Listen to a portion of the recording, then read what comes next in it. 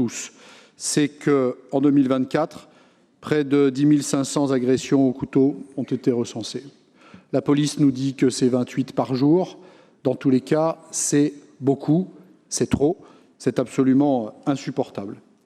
Dans la mission qui est la nôtre d'élus, on peut effectivement, et je fais le constat que certains d'entre vous appellent cela de leur vœu, ne rien faire.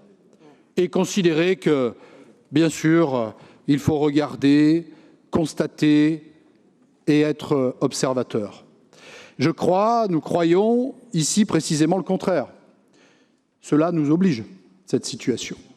Et quand on fait le constat de ce qui a été permis dans notre région depuis 2016, avec cette sécurité apportée sur nos établissements, 100% de nos établissements publics qui disposent d'au moins un moyen de sécurité. Et avec une approche qui est toujours avec deux jambes, à la fois des dimensions techniques et une présence humaine. Il faut d'ailleurs ici saluer la démarche, l'accompagnement de nos équipes mobiles qui sont présentes sur chacun des faits qui peuvent être identifiés. Moi, je veux me souvenir de ce que j'ai vu à la fin de l'année 2024, au début de l'année 2025, où un certain nombre d'établissements proches, d'ailleurs, de notre hôtel de région, ont été victimes d'attaques, parce qu'il n'y a pas d'autre mot, de feux, qui ont été, pour le coup, arrêtés à l'endroit de nos portiques, à l'endroit de nos barrières, de la pertinence de cette vidéo qui nous a permis d'aller confondre les auteurs.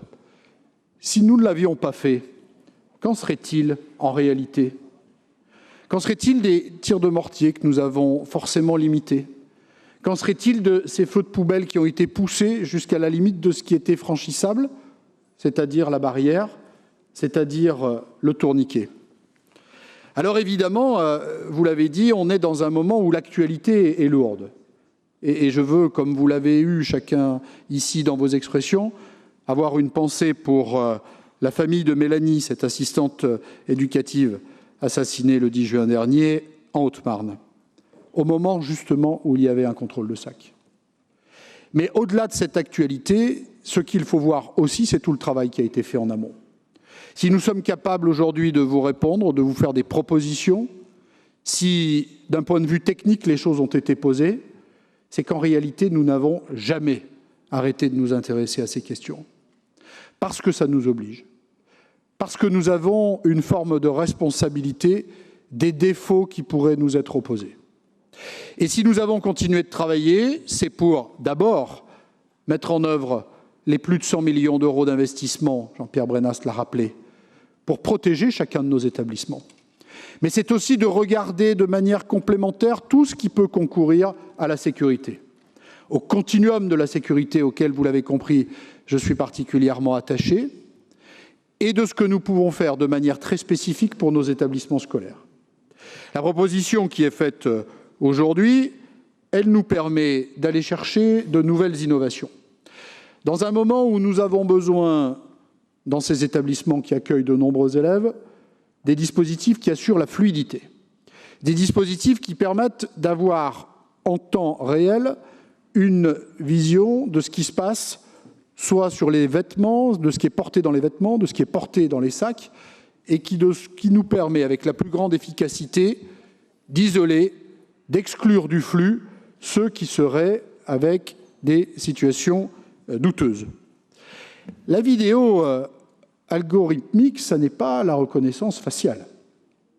Et là aussi, l'idée de pouvoir disposer de matériel performant, c'est évidemment de pouvoir mieux contrôler ce qui se passe, c'est aussi, par l'intelligence artificielle, d'être dans une approche prédictive et d'être en amont d'un événement. Et pas qu'un événement de quelqu'un qui rentre avec un couteau, mais aussi de manière prédictive sur d'autres typologies d'événements, à l'image d'un incendie qui pourrait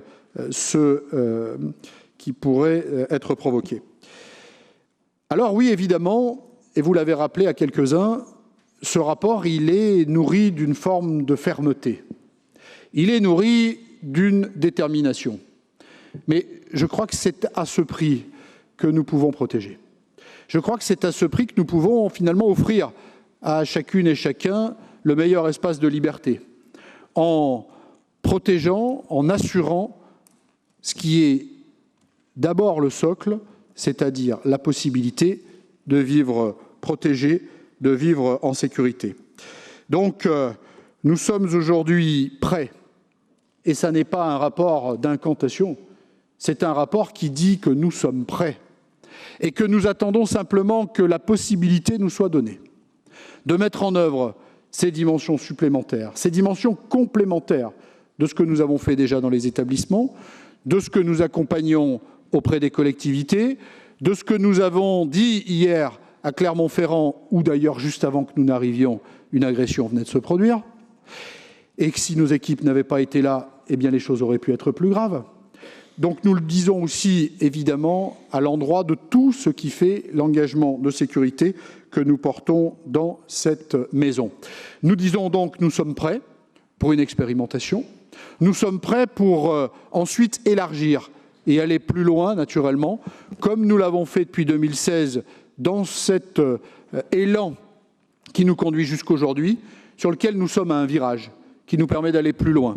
Et qui nous permet d'aller plus loin tout simplement parce que nous ne pouvons pas laisser proliférer ce qu'on ne peut pas qualifier d'autre mot que barbarie, à laquelle évidemment nous ne pouvons pas exposer la société qui croit en nous, à laquelle nous ne pouvons encore moins laisser être exposés les jeunes dans nos établissements, parce que ces sanctuaires de l'apprentissage doivent être aussi des sanctuaires de la sécurité.